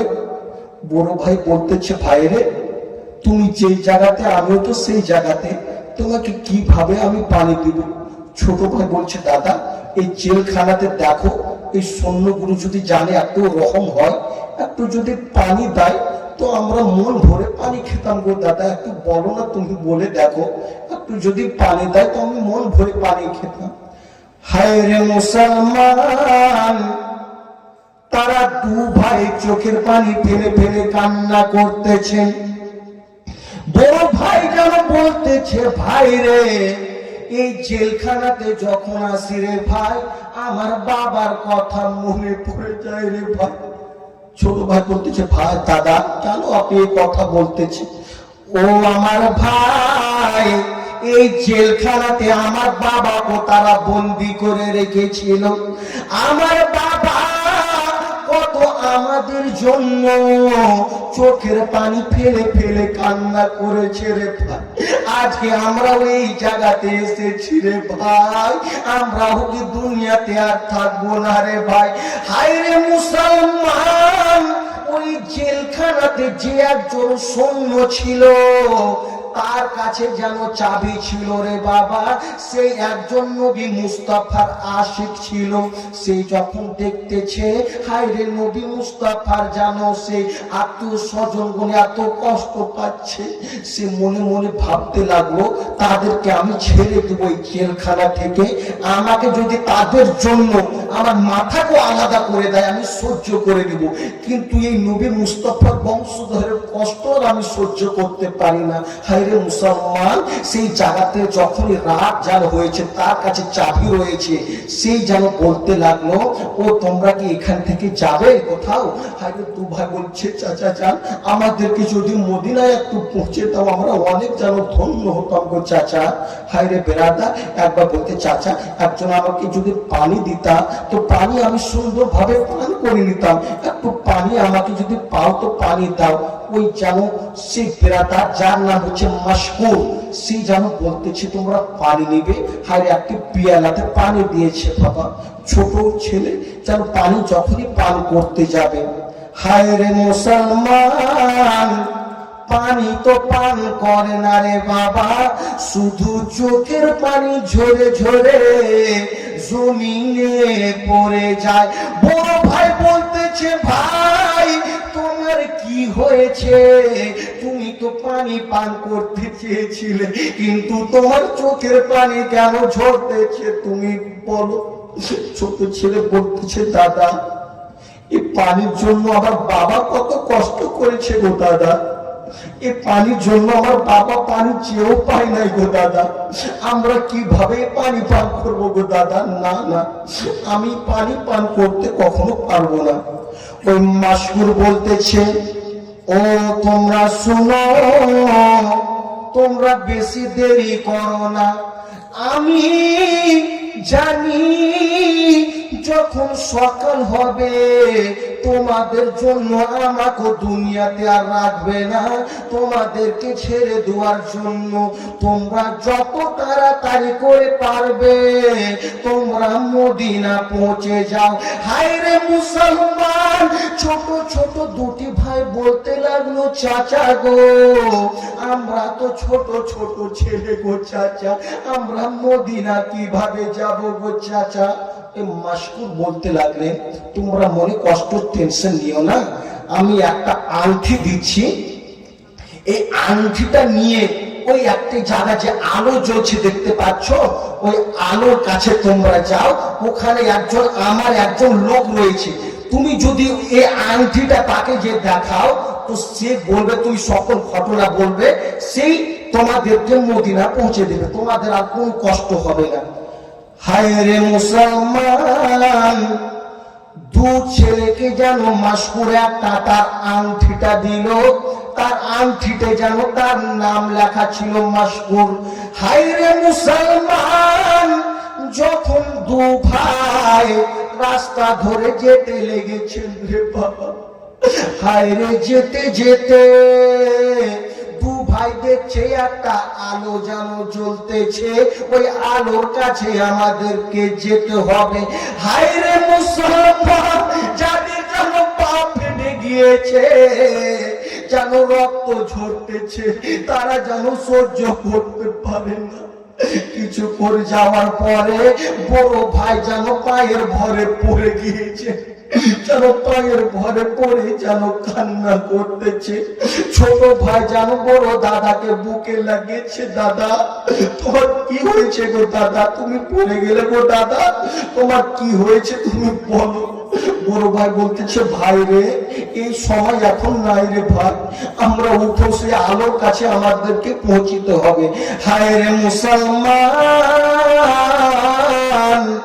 যখন তারা দু ভাই যেন উঠেছে রে বাবা, যখন দেখতেছেন যে জায়গাতে একটি আলো ছিল সেই জায়গাতে যেন অনেক আলো হয়ে গিয়েছে, সে যেন বলতে হলো দাদা গো আমরা কোন আলোর কাছে যাবো গো দাদা, একটি তো আলোর কথা বলেছিল, এখন তো অনেক আলো দেখতে পাওয়া যায় গো দাদা, ওখানেও লাইট জ্বলতেছে, ওই দিকেও লাইট জ্বলতেছে, আমি কোন দিকে যাবো গো দাদা? সারা দু ভাই বলতেছে ও গো আমার ভাই ভাই দাদা আমরা চলো, আমাদেরকে দেরি করতে হবে না, আমরা যেখানে ওই আলোর কাছে আমাদেরকে যেতে হবে। হায় রে মুসলমান, একটি আলোর কাছে গেল, সেই জায়গাতে কেউ নাই। আরো একটি আলোর কাছে গেল, সেই জায়গা তো কেউ নাই রে বাবা। আরো একটি আলোর কাছে গেল, সেই জায়গা তো কেউ নাই। হায় রে মুসলমান, আজকে যদি মুসলমান যখন বাবারে আমরা কোথাও একটি হেঁটে যাই, আমাদের পা গুলো ব্যথা করে, আমাদের শরীরটা অনেক ক্লান্ত হয়ে পড়ে। হায় রে বাবা গো, তারা তো ছোট ছোট সন্তান গো বাবা, তাদের কত কষ্ট হচ্ছে। পা গুলো ধরে ধরে যেন পা গুলো ফেটে ফেটে রক্ত ঝরে, যেন পেটে খাওয়ার নাই, যেন পানি নাই রে বাবা। যখন দৌড়ে ধরে অনেক দূর চলে গিয়েছে, যেন তারা বড় ভাই বলতেছে, ভাই আমরা লাগছে মদিনা পৌঁছে গেছি রে ভাই, আমরা তো গোটা সারা রাত আমরা যেন দৌড়েছি, অনেক দৌড়াদৌড়ি করেছি রে ভাই, আমরা মদিনা পৌঁছে গিয়েছি। মুসলমান যখন ভোরের সময় এসেছে রে বাবা, ওই কুফার জামিয়া মসজিদে যখন আজান হয়েছে, একজন ভাইকে বলতেছে, ভাই রে, ওরে ভাই আমরা ভেবেছিলাম আমরা মদিনা পৌঁছে গিয়েছি, আমরা তো কুফার মসজিদের কাছে রয়েছি রে ভাই, আমরা কি আর দুনিয়াতে বাঁচবো না রে ভাই, আমরা কি দুনিয়া থেকে বিদায় নিয়ে চলে যেতে হবে রে ভাই। হায় রে মুসলমান, সেই জায়গাতে যেন এক ভাই আরো এক ভাইকে বলতেছে, ভাই আমরা তো সেই সময়তে একটি পাহাড়ের একটা গুহাতে আমরা যেন ঢুকেছিলাম, তারা ধরে নিয়েছিল ভাই, এবার অন্য জায়গাতে আমাদেরকে লুকাতে হবে, তারা যদি না ধরতে পারে। মুসলমান ওই জায়গাতে একটি বেড়াদার দেখতেছেন, একটি গাছ বেড়াদার একটি পুকুরের সাইডে যেন ঝুঁকে রয়েছে, আর অনেক যেন মানে পাতা হয়ে আছে, কেউ যেন দেখতে যদি না পায়। একজন ভাই যেন বলতেছে, দাদা ওই গাছটাতে আমরা উঠে যাব, যখনই রাত লাগবে আবার আমরা যেন দৌড়াতে শুরু করবো, পেটে খাওয়ার নাই, পেটে পানি নাই, কত কষ্ট, চোখের পানি ঝরে যায় বাবা, কত কষ্ট করে গাছের উপরে উঠেছে রে বাবা। হায় রে মুসলমান, যখন গাছের উপরে উঠেছে, ওই জায়গাতে এক ভাই দু ভাইকে জড়িয়ে ধরে ধরে কান্না করতেছে, আর এইদিকে গো একটি মহিলা যেন পানি নেওয়ার জন্য কলসি নিয়ে সেই পুকুরে যেন এসেছে, পুকুর থেকে পানি যেন সে কলসিতে নিয়ে যাবে।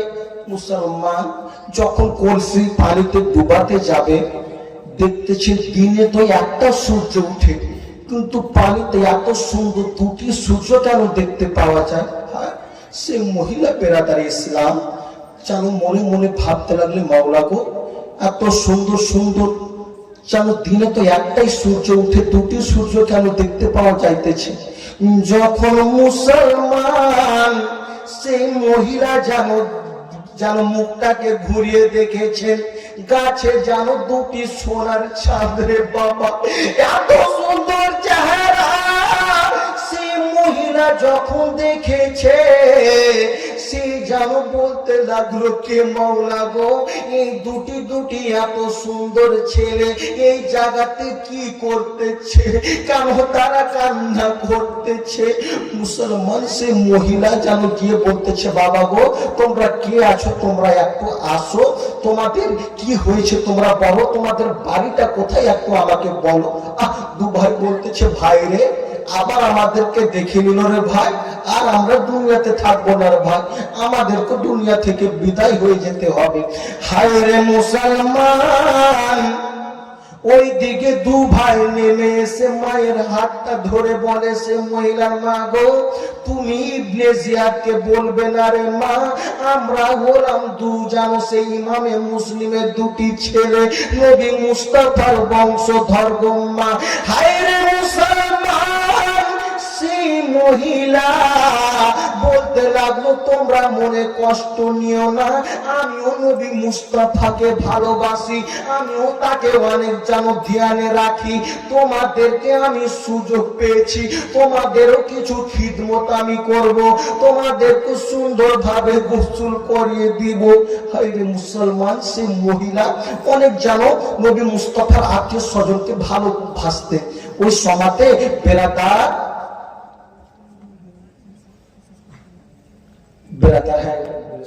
তো বেরাদার ইসলাম, ওই সমাতে ওই দু ভাই যেন মায়ের ওই সে মহিলার হাতটি ধরে যেন বাড়ি যাচ্ছেন। বাবা ও মুসলমান, আর কিছুক্ষণের মধ্যে আমি শেষ করে দিতেছি, ইনশাআল্লাহ কালকে আবার শুনবো।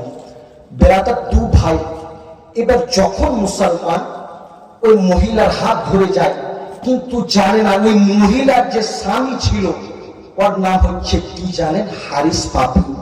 হায়রে মুসলমান, ওই হারিস পাপিতে দু সন্তানকে যেন জবাই করবে রে বাবা। ওই মহিলা অনেক নবী মুস্তাফার আত্মীয় স্বজনকে ভালোবাসতেন, দু ভাইকে নিয়ে গেলেন বাড়িতে। হারিস পাপি এইদিকে দু ভাইকে খুঁজে বেড়াইতেছে, আর এইদিকে তার যেন স্ত্রী দু ভাইকে নিয়ে গিয়ে যেন সুন্দর ভাবে বলতেছে, তোমরা মনে কষ্ট নিও না, তোমাদেরকে সুন্দর ভাবে তোমার মায়ের মতো আমি সম্মান দেব, তোমরা মনে কষ্ট দিও না। হায়রে মুসলমান, যখন দু ভাইয়ের যেন বেরাদার যেন জামাটা খুলতে যাবেন রে বাবা, ওই পাঞ্জাবিটা খুলতে যাবে, হায়রে ছোট ভাই চিৎকার করে উঠেছেন, মা গো আপনি এভাবে খুলেন না গো মা, আমার পিঠে অনেক যন্ত্রণা করতেছে গো মা।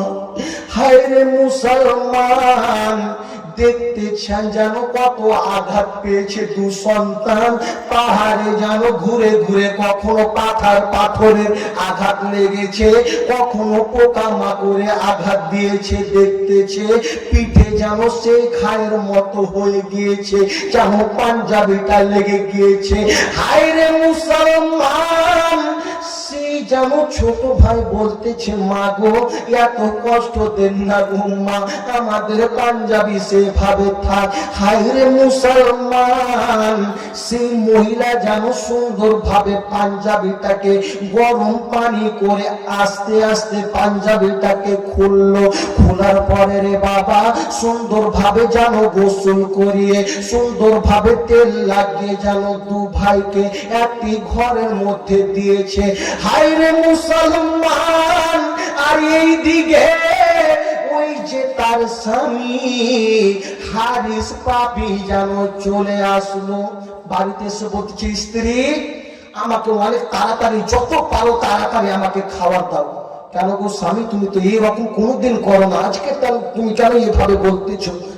স্ত্রী, আজকে সেই ইমামে মুসলিমের দুটি সন্তানকে যদি ধরে আমি সেই ইবনে জিয়াদকে দিয়ে দিই, আমাকে অনেক পুরস্কার দিবে, সারা জীবন আমাদের খেয়ে আমাদের যেন শেষ হবে না, এত টাকা দেবে, এত টাকা দেবে। হায় রে, সে মহিলা যেন কপালে হাত, মাওলা গো আমার স্বামী কি সে ইমামে মুসলিম দু সন্তানকে খুঁজে পাড়াতেছে, যত কষ্ট হোক না কেন আমার স্বামীকে আমি জানতে দেব না কি আমার বাড়িতে সে দু সন্তান রয়েছে।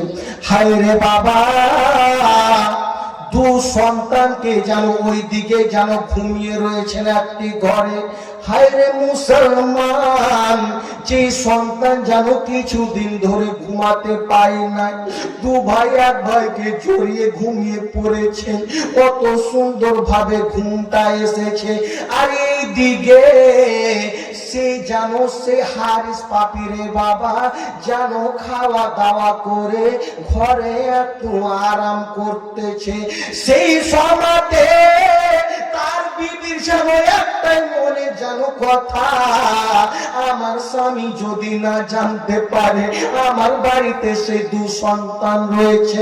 হায়রে মুসলমান, দু ভাই যেন এক ভাইকে জড়িয়ে ঘুমিয়ে পড়েছে, আর এই দিকে যেন আওয়াজ আমার সেই যেন তার বাবাকে তারা যেন স্বপ্নতে দেখতেছেন। বাবারে যখন স্বপ্নতে দেখেছেন এক ভাই যেন চিৎকার করে কান্না করে ফেলেছে, সেই সময়তে তার সেই যেন স্বামী হারিস পাপির কানে যেন আওয়াজ আসলো। সেই সময়তে সেই যেন বলতে লাগলো, স্ত্রী এই দিক থেকে কোন যেন সন্তানের কান্নার আওয়াজ আসতেছে, দেখো তো কে আছে। তার স্ত্রী বলছে, স্বামী গো কেউ নাই, কেউ অন্য জায়গাতে হবে, অন্য সন্তান কান্না করতেছে। সে ঘুমিয়ে পড়লো। কিছুক্ষণ পরে আবার একটি ছেলে যেন চিৎকার করে কান্না করে ফেলেছে। হায় রে মুসলমান, হারিস যেন উঠেছে, উঠার পরে যেন সে ঘরের দিকে যাইতেছে রে বাবা, ওই ঘর থেকে কান্নার আওয়াজ আসতেছে। হায় রে মুসলমান, সেই হারিস পাপির স্ত্রী যেন সেই স্বামীর পাটা ধরে নিয়েছেন। স্বামী গো ওই ঘরে আপনি যাবেন না গো স্বামী, ওই ঘরে আপনি কোন মতো যাবেন না গো স্বামী। কেন স্ত্রী ওই ঘরে কি রয়েছে? স্বামী গো ওই ঘরে ইমামে মুসলিমের দুটি ছেলে রয়েছে গো স্বামী, ওই ঘরে আপনি যাবেন না কোনো মতে। হায় রে মুসলমান, এই দিকে পা ধরেছিল হারিস পাপি তার স্ত্রী, স্ত্রীকে এত জোরসে একটা লাত মেরেছে, সে যেন জমিনে পড়ে গিয়েছে রে বাবা। সে যেন তাড়াতাড়ি করে বাবা যখন দরজাটা খুলেছে, হায়রে দু ভাই এক ভাইকে জড়িয়ে রে বাবা চোখের পানি ফেলে ফেলে কান্না করতেছে, চোখ দিয়ে অশ্রু ঝরতেছে। হায়রে মুসলমান, সে হারিস পাপি দু ভাইকে যেন চুলগুলো ধরে নিয়েছে। তাদের পেটে খাওয়ার নাই, তাদের পেটে খাওয়ার পানি নাই রে বাবা, পা ফেটে রক্ত পড়তেছে, এই দিকে কান্না করতেছে। যেন দু ভাইয়ের চুলগুলোকে ধরে যেন ছাঁচড়িতে ছাঁচতে যেন বাড়ির বাইরে নিয়ে আসতেছে। যেন এক ভাই দু ভাইকে বলতেছে, ভাই রে কে আমার চুল ধরেছে রে ভাই, আমি সহ্য করতে পারি না রে ভাই। ও ভাই জানো বড় ভাই নিজের ভাইকে বলতেছে, ভাই রে আমারও চুল কে জানো ধরেছে রে ভাই, আমিও সহ্য করতে পারি না। হায় রে মুসলমান, হারিস পাপি জানো দু ভাইকে রে বাবা যেন চুলগুলো ধরে দু ভাইকে যেন এক জায়গাতে রেখেছে। আর বেরাদার সেই সে হারিস পাপির স্ত্রী যখন যে ফেলেছিল রাত মেরে, সেই যেন বেহুশ হয়ে পড়েছিল। যখন বেহুশটা হুঁশটা এসেছে, সে হারিস পাপি যেন দু ভাইকে নিয়ে সে ইবনে জিয়াদের কাছে যাবে। ওই সময়তে মুসলমান হারিস পাপি মনে মনে ভাবতে লাগলো, আমি যদি এই দু ছেলেকে যদি ইবনে জিয়াদের কাছে নিয়ে যাই, আমার থেকে তো আরো অনেক শক্তিমান লোক তো রাস্তাতে হবে, তো তারা যখনই দেখবে আমার কাছে আমি তো একাই, তো তারা আমাকে আঘাত করে আমার কাছ থেকে কেড়ে নিয়ে নিবে, আর পুরস্কার সে পাবে আমি পাবো না। তো এভাবে আমি হতে দেব না, তাদেরকে আমি এখানে তাদের মাথাটাকে কেটে নেব, আর তাদের মাথা দুটিকে নিয়ে আমি ইবনে জিয়াদের কাছে পৌঁছে দেব, ব্যাগে নিয়ে যাব, কেউ বুঝতে পারবে না।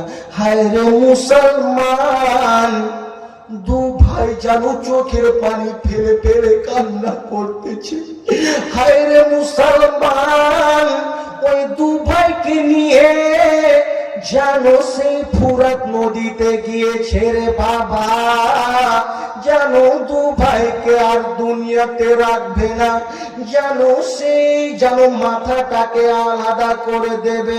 মুসলমান এই দিকে যে তার স্ত্রী তাড়াতাড়ি করে স্বামীর কাছে গেল, স্বামী গো তুমি তাদেরকে কখনো মেরো না গো স্বামী, তোমাকে আমার আল্লাহ তাআলা ক্ষমা করবে না গো স্বামী। স্বামী গো তুমি দুনিয়ার সুখ চাও না গো স্বামী, আমার আল্লাহ তাআলা তোমাকে ক্ষমা করবে না।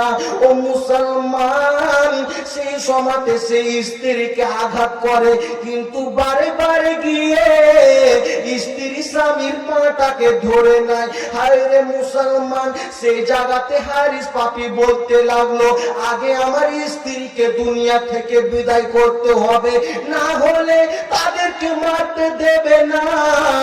হায় রে মুসলমান, একটি তলোয়ার নিয়ে সেই স্ত্রীর যেন সে গলা থেকে মাথাটাকে আলাদা করে দিল, তার বডিটা ছটফট ছটফট করতেছে। এইদিকে ছোট ভাই বড় ভাইকে বলতে লাগলো, দাদা যে হারিস পাপী নিজের স্ত্রীকে ছাড়লো না গো দাদা, আমাদেরকে কিভাবে ছাড়বে গো দাদা, আমরা আর দুনিয়াতে থাকবো না গো দাদা, আমরা দুনিয়া থেকে বিদায় নিয়ে চলে যাবো গো দাদা। হায় রে মুসলমান, দু ভাই যেন এক ভাইকে জড়িয়ে জড়িয়ে চোখের পানি ছেড়ে ছেড়ে কান্না করতেছে। হায় রে মুসলমান, সে হারিস বলতে লাগলো, শোনো তোমাদের মধ্যে কে আগে জবাই হবে আমার সামনে আসো। জানো ছোট ভাইকে যখন বেরাদার শুয়ে দিয়েছে জবাই করার জন্য, বড় ভাই বলতে লাগলো, না না আমি বড় ভাই হয়ে ছোট ভাইকে জবাই করা দেখতে পারবো না। ও তুমি শুনো, আমাকে আগে জবাই করো, আমার সেই জানো সেই ছোট ভাইকে জবাই করো না। হায় রে মুসলমান, যখনই বড় ভাইকে জবাই করতে যাবে ছোট ভাই যেন বলতে লাগলো, আমার ভাইকে তুমি জবাই করবে না, আমি ছোট ভাই হয়ে বড় ভাইয়ের জবাই আমি দেখতে পারবো না। হায় রে মুসলমান, কিছুক্ষণ পরে জানো সে হারিস পাপী বলতে লাগলো, তোমরা শুনো, দুজনে একসঙ্গে তোমরা শুয়ে পড়ো, তোমাদের দুজনকে একসঙ্গে জবাই করা হবে, কেউ কাউকে তোমরা দেখতে পাবে না। হায় রে মুসলমান, যে ছেলেদের কত কষ্ট রে বাবা, কত কষ্ট, দু ভাইকে জানো একসঙ্গে শুয়ে দিয়েছে, আর ওই সময়তে মুসলমান ওই হারিস পাপী জানো বড় একটি তলোয়ারি নিয়ে রে, যেই জানো যার গলাতে ইমামে মুসলিম চুমো খেতেন, যে কপালে জানো ইমামে মুসলিম চুমো খেতেন। হায় রে মুসলমান, দু ভাইয়ের জানো গলাতে ছুরি চালিয়ে দিল। হায় রে মুসলমান, যখন ছুরি চালিয়ে দিয়েছে সেই সময়তে মুসলমান তাদের জানো সে দেহটা জানো ছটপট ছটপট করতেছে, ছটপট ছটপট করতেছে। মুসলমান সকলে পড়ুন ইন্না লিল্লাহি ওয়া ইন্না ইলাইহি রাজিউন। একদিন তোমায় মরতে হবে, তুমি ভুলে যেও না, হবে মাটির বিছানা গো তোমার আসল ঠিকানা, বাড়ি গাড়ি টাকা করি কিছুই সঙ্গে যাবে না, হবে মাটির বিছানা গো তোমার আসল ঠিকানা, হবে মাটির বিছানা গো তোমার আসল ঠিকানা। ব্রাদার সময় সংযুক্ত সময় বাবা দু ভাগকে জবাই করা হলো, তাদের যে দুটি মাথাকে নিয়ে বাবা ওই দেহ দুটিকে যেন ফোরাত নদীতে ফেলে দিয়েছে, আর ওই দুটি মাথাকে নিয়ে একটি ব্যাগে ভরলো, ব্যাগে ভরার পরে ইবনে জিয়াদের দরবারে ইবনে জিয়াদকে বলতেছে, ইবনে জিয়াদ আমাকে তাড়াতাড়ি করে আমাকে পুরস্কার দাও। কেন কেন তোমাকে পুরস্কার দেব? ও ইবনে জিয়াদ, আমি এত বড়টা একটা কাজ করেছি, কেউ এই কুফা শহরে করতে পারে নাই। কি তুমি করেছো বলো? বলছে তুমি যে ইমামে মুসলিমের দুটি ছেলেকে যে খুঁজতে বলেছিলে, দেখো দুটি ছেলেকে নিয়ে এসেছি। সেই ইবনে জিয়াদ বলতেছে, কই দুটি ছেলে, কই দেখতে পাচ্ছি? বলতেছে তুমি দেখতে পাবে না, তাদেরকে আমি ব্যাগে ভরে নিয়ে এসেছি। বলছে ব্যাগে? জীবিত ছেলে ব্যাগে কিভাবে তুমি নিয়ে এসেছো?